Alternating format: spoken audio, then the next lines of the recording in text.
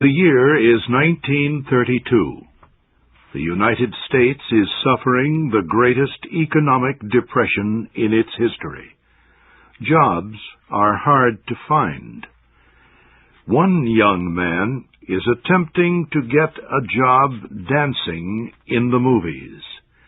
Earlier, he and his sister had made a short film showing how they danced and sang. A motion picture company official watches the film. He writes this about the young man: can't act, can't sing, slightly bald, can dance a little. Even with this poor report, the young man still gets a job in the movies. And, in time, his acting, singing, and dancing changed the American motion picture musical. His name was Fred Astaire.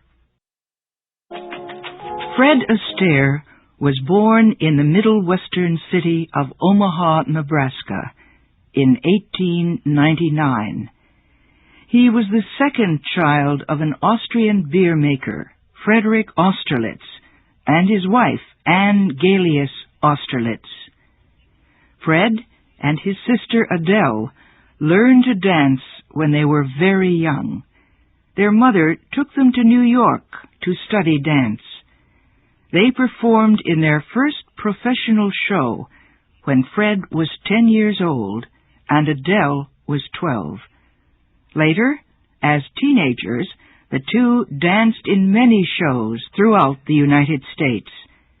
Their first big success was on Broadway in 1917. One critic wrote that Fred danced as if he had no bones. The Astaires, as they were known, quickly became Broadway stars. During the 1920s, they sang and danced in 11 different shows.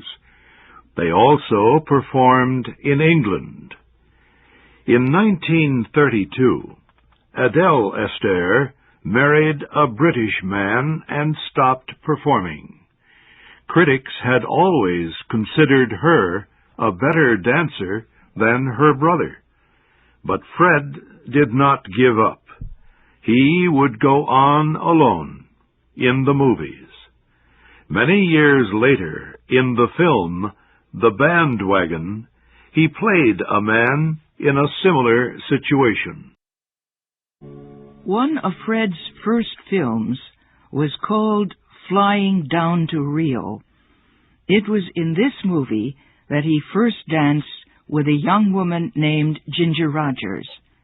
Fred and Ginger were not the stars of the picture, but when they danced this dance, the carioca, everyone knew that something important was happening in the world of movie dancing. Fred Astaire and Ginger Rogers made 9 movies together. Their dancing was considered, and still is considered, the best ballroom dancing in the world. Dance critic Arlene Croce wrote, "Astaire and Rogers became the most popular team the movies have ever known. Their dancing was a vehicle of serious emotion between a man and a woman. It never happened in the movies again." Many great American songwriters wanted to write songs for Fred and Ginger. Among them were Jerome Kern, Irving Berlin, Cole Porter, and George and Ira Gershwin. They liked the way Fred sang a song. He did it simply, with respect for the words. One of these songs was Cole Porter's Night and Day. Fred sang it to Ginger in the movie The Gay Divorcee. Fred Astaire made 40 other films. In addition to Ginger Rogers, he danced with many other talented women: Rita Hayworth, Eleanor Powell, Judy Garland, Sid Charisse, Leslie Caron. Fred also danced alone in some very unusual places. He danced up walls and on the ceiling in the film Royal Wedding. He danced on rooftops in The Belle of New York. He danced on roller skates in Shall We Dance? And he danced with firecrackers exploding at his feet in Holiday Inn. Fred Astaire made all this look easy, but it was not. Critics have said his technical skill was the greatest in the history of the movie musical. He said, "Dancing is a sweat job. You cannot just sit down and do it. You have to get up on your feet. It takes time to get a dance right, to create something memorable. I always try to get to know my dance so well that I do not have to think what comes next. Everything should fall into line, and then I know I have got control of the floor." Before each movie was filmed, Fred Astaire and his partner worked for as many as 6 weeks to plan each step and movement. He also planned how the cameras would photograph them, so that as much dancing as possible could be filmed at one time. Earlier, movie directors had photographed dancers showing one part of their body at a time as they danced. Fred would not permit this.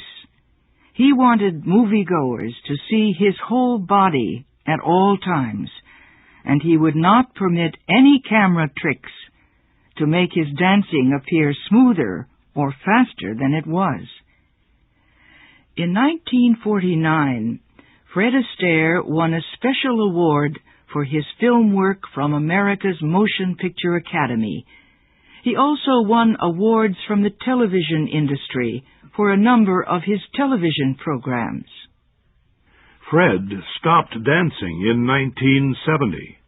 He was more than 70 years old at the time.